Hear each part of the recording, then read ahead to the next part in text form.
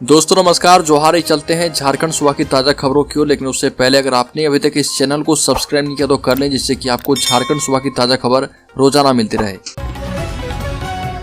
पहली और बड़ी खबर, हिंदू नेता कमलदेव गिरी की हत्या में शामिल मुख्य आरोपी सतीश प्रधान को पुलिस ने गिरफ्तार कर लिया है। मुख्य आरोपी की गिरफ्तारी यूपी के बलिया से हुई। हालांकि अब तक स्थानीय प्रशासन ने इसकी आधिकारिक पुष्टि तो नहीं की है। झारखंड के पश्चिमी सिंहभूम के चक्रधरपुर में गिरिराज सेना के प्रमुख सा युवा हिंदू नेता कमलदेव गिरी की हत्या हुई थी। मुख्य साजिशकर्ता इसके सतीश प्रधान को एसआईटी ने देर रात उत्तर प्रदेश के बलिया से गिरफ्तार किया है। सूत्रों के मुताबिक मुख्य आरोपी अपने एक परिचित के यहाँ रह रहा था। गिरफ्तारी के बाद पश्चिम सिंहभूम की एसआईटी ने उसे हिरासत में लिया है और उससे पूछताछ जारी है कि हत्या क्यों की गई थी। अगली खबर, झारखंड में अब से 2 से अधिक संतान रखने वाले चुनावी मैदान में नहीं उतर पाएंगे। राज्य में अब तक चुनाव की तारीख का ऐलान नहीं हुआ है, लेकिन इससे संबंधित नियमों की जानकारी आपको दी गई है। झारखंड राज्य निर्वाचन आयोग ने सभी जिलों के निर्वाचन अधिकारी सह डीसी को प्रत्याशियों की आयोग्यता के संबंध में प्रावधान की जानकारी दी है। इस सूची में यह प्रावधान यह भी किया गया कि 2 से अधिक संतान वाले व्यक्ति नगर पालिका के किसी भी पदाधिकारी का चुनाव लड़ने के लिए अयोग्य होंगे। अगली खबर, झारखंड में फिर से आयकर का छापा। हजारीबाग के इंजीनियर के घर से 10 लाख रुपए बरामद। कोदार की पीडब्ल्यूडी हजारीबाग के अधीक्षण अभियंता अनिल कुमार सिंह हजारीबाग से रांची आने के क्रम में 10 लाख रुपए नकदी के साथ पकड़े गए, जिसके बाद से आयकर विभाग की टीम उनके हजारीबाग एवं रांची के अशोकनगर रोड नंबर 4 की आवास संख्या 137C में छापेमारी कर रही है। इस छापेमारी में उनके कार से एवं घर से बरामद करीब 20 लाख रुपए नकदी के अलावा भारी मात्रा में बैंक में जमा राशि एवं लेन देन से संबंधित दस्तावेज एवं कागजात मिले हैं। अगली खबर, झारखंड हाईकोर्ट के जस्टिस एसके द्विवेदी की अदालत में सूर्यास्त के बाद विमान टेक ऑफ करवाने के आरोपित गोड्डा के भाजपा सांसद निशिकांत दुबे, उनके पुत्र कनिष्क कांत दुबे एवं महिकांत दुबे एवं उत्तर पूर्वी दिल्ली के भाजपा सांसद मनोज तिवारी की याचिका पर सुनवाई की गई। सुनवाई के दौरान सरकार की ओर से समय की मांग की गई, जिसे कोर्ट ने स्वीकार करते हुए मामले में अगली सुनवाई के लिए 3 मार्च की तिथि निर्धारित की है। अगली खबर, लातेहार में रेल ट्रैक निर्माण कंपनी पर भारी नक्सली हमले के बाद मजदूरों ने पलायन करना किया शुरू। पतरातू से सोननगर तक थर्ड लाइन निर्माण कार्य के बीच 22 नवंबर को ब्रिज नंबर 188 पर माओवादियों के द्वारा आगजनी की घटना को अंजाम दिए जाने के बाद क्षेत्र में दहशत व्याप्त हो गया।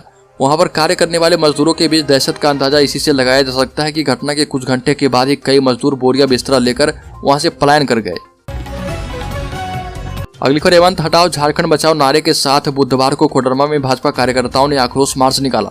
इस दौरान जिला मुख्यालय के समक्ष प्रोटेस्ट किया गया। मौके पर केंद्रीय शिक्षा राज्य मंत्री अन्नपूर्णा देवी, धनबाद के सांसद पीएन सिंह और विधायक डॉक्टर नीरा यादव मुख्य रूप से मौजूद थी। कोडरमा के बजरंगबली चौक से आक्रोश मार्च निकाला गया, जो जिला मुख्यालय के पास एक जनसभा में तब्दील हो गई। यहाँ पर भाजपा नेताओं ने हेमंत सरकार को जमकर कोसा, भ्रष्टाचार का प्रतीक भी बताया, यही नहीं विकास विरोधी करार दिया।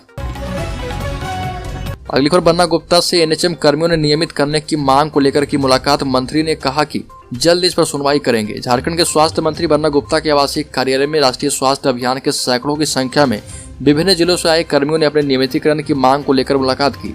इससे पहले भी एक बार पहले इन कर्मियों ने मुलाकात कर अपनी मांग रखी थी।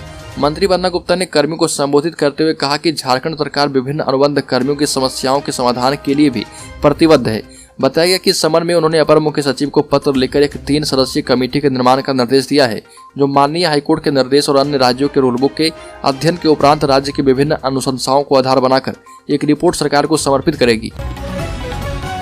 अगली खबर, रांची विश्वविद्यालय की तत्कालीन कार्यवाहक कुलपति डॉक्टर कामिनी कुमार की मुश्किलें बढ़ गई है। राज्यपाल सह कुलाधिपति रमेश बैस ने समीक्षा में उनके प्रभारी कुलपति विश्वविद्यालय में कई अनियमितताओं का प्रथम दृष्टया दोषी पाया और उन्होंने इसे लेकर डॉक्टर कामिनी कुमार से 15 दिनों के भीतर स्पष्टीकरण मांगा है। साथ ही अन्य सभी अनियमितताओं की समीक्षा करके जांच का आदेश विश्वविद्यालय के वर्तमान कुलपति डॉक्टर अजीत कुमार सिन्हा को दिया है। अगली खबर, रांची रिम्स की प्रशासनिक व्यवस्था ध्वस्त। स्वास्थ्य सचिव झारखंड हाईकोर्ट में किए गए तलब। झारखंड हाईकोर्ट के chief justice doctor Ravi Ranjan एवं जस्टिस एसएन प्रसाद की खंडपीठ ने रांची रिम्स में आउटसोर्स से नियुक्ति किए जाने पर कड़ी नाराजगी जताई। कोर्ट ने कहा कि ऐसा करना कोर्ट की अवमानना है। इसके बाद कोर्ट ने स्वास्थ्य सचिव को 29 नवंबर 2022 को कोर्ट में हाजिर होने का निर्देश दिया। कोर्ट ने स्वास्थ्य सचिव को जवाब दाखिल कर यह बताने को कहा है कि जब कोर्ट में रांची रिम्स में नियुक्ति का मामला सुनवाई हो रहा तो आउटसोर्स पर नियुक्ति कैसे कर ली गई। अगली खबर, झारखंड में कई संगठन पुलिस निशाने पर। अर्बन नक्सली होने की आशंका। झारखंड में नक्सलियों की मददगारों की कमी नहीं है और इन्हें अर्बन नक्सल के रूप में पुलिस प्रशासन देखती है और सबूत मिलते ही दबोचने में जुट जाती है। पूर्व में एनआईए के हाथों गिरफ्तार स्टेन स्वामी के बाद रामगढ़ से गिरफ्तार रमेश कुमार सिंह पर अर्बन नक्सल होने की पुष्टि हो चुकी है। झारखंड पुलिस की सूची में ऐसे दर्जन भर संगठन है जिन पर नक्सलियों के लिए काम करने, उनका प्रचार प्रसार करने, उनके लिए प्रेस मीडिया का चोला ओढ़कर मदद पहुंचाने जैसे आरोप है। झारखंड पुलिस इनके विरुद्ध एवं इनके संगठनों से जुड़े करीब 150 से अधिक लोगों के विरुद्ध सबूत जुटा रही है ताकि इनका भंडाफोड़ किया जा पाए।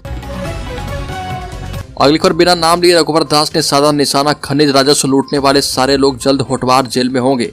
झारखंड का राजनीतिक तापमान बढ़ता जा रहा और एक और राज्य के मुख्यमंत्री हेमंत सोरेन ने रघुवर सरकार के 5 मंत्रियों के खिलाफ आय से अधिक संपत्ति के मामले में एसीबी जांच का आदेश दे दिया है। तो वहीं भाजपा के राष्ट्रीय उपाध्यक्ष एवं पूर्व मुख्यमंत्री रघुवर दास ने बिना किसी का नाम लिए राज्य की हेमंत सरकार पर निशाना साधा। इस दौरान रघुवर दास ने कहा कि झारखंड की हेमंत सरकार भ्रष्टाचार में डूबी है, इस सरकार को उखाड़ फेंकेंगे। जब तक ये सरकार राज्य की सत्ता से बेदखल नहीं होगी, झारखंड के भाजपा कार्यकर्ता चुप नहीं बैठेंगे। खनिज राजस्व लूटने वाले लोग शीघ्र ही होटवार जेल में जाएंगे।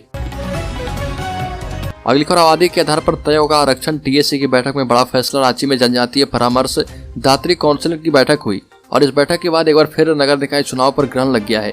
आदिवासी संगठनों के दबाव की वजह से जनजातीय परामर्श काउंसिल की बैठक हुई। जानकारी के मुताबिक टीएससी की बैठक में कुल 11 एजेंडे पर चर्चा हुई। इसमें सबसे महत्वपूर्ण agenda the provision of the municipalities bill 2001 पर स्टैंडिंग कमेटी के द्वारा प्रस्तावित संशोधन पर चर्चा की गई। इस बिल में प्रावधान किया गया है कि अनुसूचित क्षेत्र में स्थित नगर निकायों में अनुसूचित जनजाति की आबादी अधिक होने पर उसके अनुरूप मेयर, अध्यक्ष या वार्ड पार्षद का पद अनुसूचित जनजाति के लिए ही आरक्षित होगा। अगली खबर, सीएम हेमंत सोरेन गए दिल्ली। उद्योग विभाग के कार्यक्रम में करेंगे शिरकत। मुख्यमंत्री हेमंत सोरेन 23 तारीख को देर शाम दिल्ली रवाना हो चुके हैं। सूत्रों से मिली जानकारी के मुताबिक दिल्ली में उद्योग विभाग के कार्यक्रम में शिरकत करेंगे। दिल्ली में पहले से ही उद्योग विभाग के द्वारा आयोजित कार्यक्रम में झारखंड गैलरी में झारखंड के उत्पादों के साथ प्रदर्शनी लगाई गई है। आपको बता दें कि मुख्यमंत्री ने दोपहर तक विधानसभा में आयोजित सेमिनार में हिस्सा लिया था। अगली खबर, झारखंड के राज्यपाल ने 6 विधेयक लौटाए। अधर में लटके कई कानून। आपको बता दें कि झारखंड विधानसभा से पारित कई महत्वपूर्ण विधेयक ध्वनिमत या बहुमत से पारित होने के बाद भी अधर में लटक रहे। राज्यपाल रमेश बैस ने बीते 1 साल में झारखंड विधानसभा से पारित 6 विधेयक कई तरह की आपत्तियों के साथ राज्य सरकार को लौटा दिए हैं। राज्यपाल ने झारखंड उत्पाद विधेयक 2022 को कई आपत्तियों के साथ राज्य सरकार को पुनर्विचार के लिए लौटाया है। विधेयक में 8 बिंदुओं पर सुधार की संभावना जताते हुए सरकार को सुझाव दिए।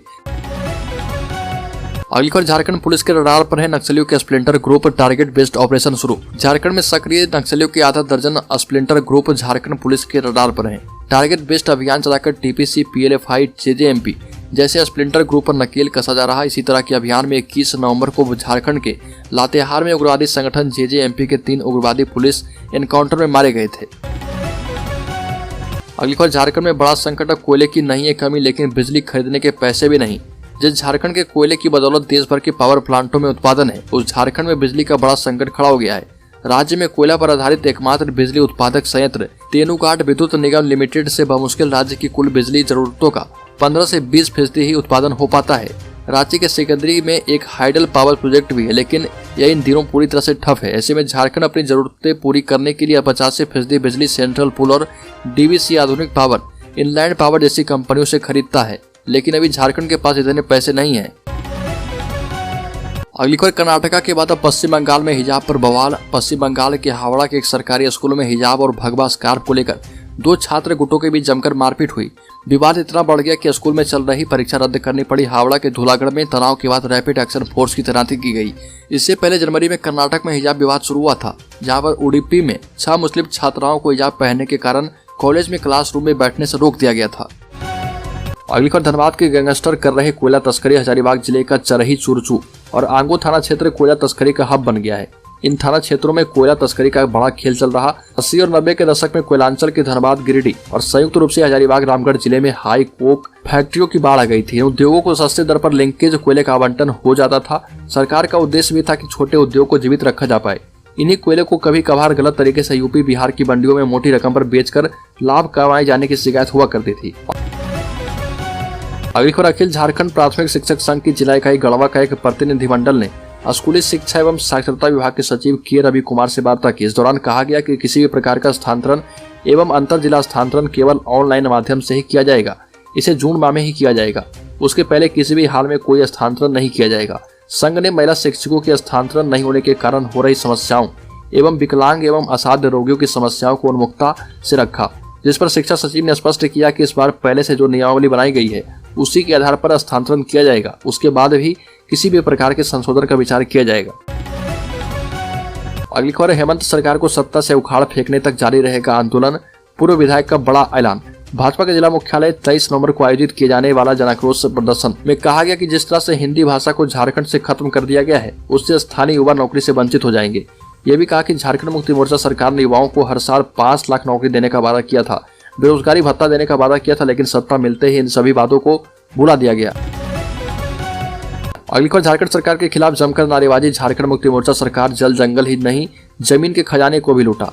बाबूलाल मरांडी ने लगाया बड़ा आरोप, भाजपा की ओर से पश्चिम सिंहभूम में राज्य सरकार के खिलाफ आक्रोश रैली निकाली गई। इस दौरान भारी संख्या में जिले भर के भाजपा नेता कार्यकर्ता पुराना डीसी कार्यालय के सामने हजारों की संख्या में झारखंड सरकार के खिलाफ नारेबाजी करते हुए प्रोटेस्ट किए। इसके बाद आयोजित सभा में राज्य के प्रथम मुख्यमंत्री बाबूलाल मरांडी ने कहा कि सरकार के 3 साल में झारखंड के लोगों की उम्मीद टूटी है। भारतीय जनता पार्टी ने जब सत्ता में आई तो पूरे राज्य में सिर्फ विकास किया। झारखंड मुक्ति मोर्चा सरकार ने जल जंगल जमीन ही नहीं बल्कि जमीन के अंदर के खनिज को भी लूट लिया है। यह सरकार दलालों और बिचौलियों से चलने वाली है। यह परिवार की पार्टी है। इस सरकार में गरीबों को मुफ्त में मिलने वाले अनाज की भी कालाबाजारी होती है। अगली खबर, राज्य में रांची सहित राज्य भर में बिजली संकट जारी है। रांची में एक सप्ताह से 4 से 5 घंटे लोड शेडिंग हो रही, वहीं कई जिलों में 7 से 8 घंटे तक कटौती की जा रही है। इधर बिजली की लचर व्यवस्था को लेकर राज्य में भाजपा सांसद और विधायकों ने झारखंड बिजली वितरण निगम के एमडी के शर्मा को घेरा। राज्यसभा सांसद आदित्य साहू, सांसद संजय सेठ और विधायक सीपी सिंह, विधायक समरी लाल, विधायक नवीन जायसवाल, डिप्टी मेयर संजीव विजयवर्गीय ने एमडी से कहा कि जो स्थिति बन गई है उससे यही लगता है कि अब ढिबरी युग में उपभोक्ता आ गए। रांची में निर्बाध बिजली आपूर्ति हो, बिजली की लगातार कटौती की वजह से रांची में उपभोक्ता परेशान है। सुबह और शाम लगातार एक सप्ताह से बिजली काटी जा रही है। रांची में फुल लोड बिजली 300 मेगावाट चाहिए, लेकिन बिजली की आपूर्ति मात्र 230 से 240 मेगावाट हो रही है। अगली खबर, ईडी ने कहा कि जमानत मिलने पर केस प्रभावित करेंगे पंकज मिश्रा। 1000 करोड़ रुपए के अवैध खनन से जुड़े मनी लॉन्ड्रिंग मामले में जेल में बंद आरोपी पंकज मिश्रा की जमानत याचिका पर सुनवाई हुई और जमानत याचिका पर स्पेशल जज पीके शर्मा ने अपना आदेश सुरक्षित रख लिया है। अब 26 नवंबर को कोर्ट इस पर फैसला सुनाएगा। इससे पूर्व आरोपी पंकज मिश्रा की जमानत याचिका पर ईडी की ओर से जवाब दाखिल किया गया, जबकि मिश्रा की ओर से वकील ने अपना पक्ष रखा। बहस के दौरान आरोपी मिश्रा के वकील ने बताया कि मामले में आरोपी पंकज मिश्रा लगातार जेल में बंद है, जबकि इस मामले में उसके खिलाफ अभी तक ईडी की ओर से कोर्ट में प्रत्यक्ष सबूत दाखिल नहीं किए गए। दूसरी ओर ईडी के वकील ने पंकज मिश्रा की जमानत याचिका का विरोध करते हुए कहा कि जमानत मिलने पर आरोपी जो है सबूत को नष्ट कर सकते हैं।